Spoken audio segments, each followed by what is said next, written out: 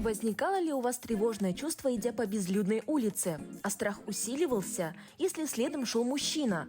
Будь то на улице, в такси или в подъезде, чаще всего девушки чувствуют себя небезопасно. Но можно ли обезопасить себя с помощью цифрового устройства? Наше приложение Тузбе было изначально создано для конкурса Technovation по борьбе с домашним насилием, однако впоследствии мы поняли то, что его можно применять гораздо больше и в более широких кругах. Например, если девушка находится на улице одна и чувствует себя не в безопасности, ей достаточно просто сказать кодовое слово, наше приложение его распознает, даже если телефон находится в 20 метрах от нее, отправит сообщение экстренному контакту с ее локацией и персонализированным текстом, который она напишет сама во время регистрации. Таким образом, доверенный контакт сможет вызвать спецслужбы на место, где находится девушка, и в случае чего ее могут спасти. Девочкам всего по 17-19 лет, но уже в таком возрасте они разработали приложение, которое может спасти сотни жизней. Только представьте 400 человек в одной комнате. Это огромное количество людей. И у каждой из этих 400 женщин были свои хобби, свои мечты, свои цели, свои желания. И только потому, что кто-то решил за них, какую смерть они имеют право выбрать, заставило нас продолжать работать над приложением, чтобы помочь уменьшить это число.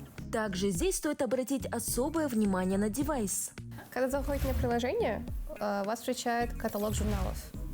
Вы можете заходить и читать, но это обманка. Чтобы перейти в реальное приложение, нужно нажать на секретную кнопку вот здесь. И вот, мы зашли в реальное приложение. Потом нужно в настройках приписать контакты ваших доверенных лиц, вашу информацию и так далее. Вот, теперь тут нужно нажать на кнопку Listen for Keyword. Когда вы на это нажимаете, теперь приложение будет слушать и пытаться подхватить ключевое слово.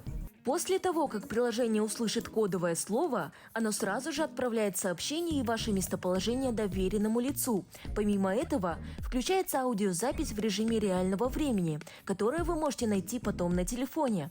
Помимо нашей самой главной функции SOS-кнопки, у нас также будет в приложении находиться еще чек-лист, юридический чек-лист, который будет помогать жертвам от подачи заявления до подачи жалобы на действия, выдвинутые судом. Вот. Чек-лист выглядит примерно вот так вот сейчас на стадии разработки. То есть от него идет несколько ветвей. Срочные действия, которые стоит сделать в течение недели, и более дальнейшие действия, которые нужно будет сделать уже после. Также в этом чек-листе будут содержаться контакты психологов и адвокатов, которые могут помочь жертвам, если им понадобится помощь. А само приложение на английском языке. Однако девушки уверили, что в ближайшее время добавят казахский и русский языки. Сейчас наш проект находится на стадии MVP. К концу данного года мы планируем выложить наше приложение на площадках App Store и Google Play. Также в скором времени появится веб-сайт, которым занимается Селин Читинелли. Это одна из разработчиц команды. Перед разработкой приложения Тузбе нам было важно обнаружить и оценить осведомленность казахстанцев в теме домашнего насилия, поэтому мы провели социальный опрос онлайн, где у нас было 300 ответов. И исходя из этого мы сделали выводы, что около 63% сталкивались с домашним насилием напрямую. И поэтому мы решили стать открытой площадкой для тех, кто пережил домашнее насилие и которые хотят открыто заявить о своем опыте и поделиться какими-то советами и просто поделиться своей болью с аудиторией. Команда девушек постаралась над разработкой, которая может помочь не только жертвам домашнего насилия, но и другим женщинам, которым угрожает опасность.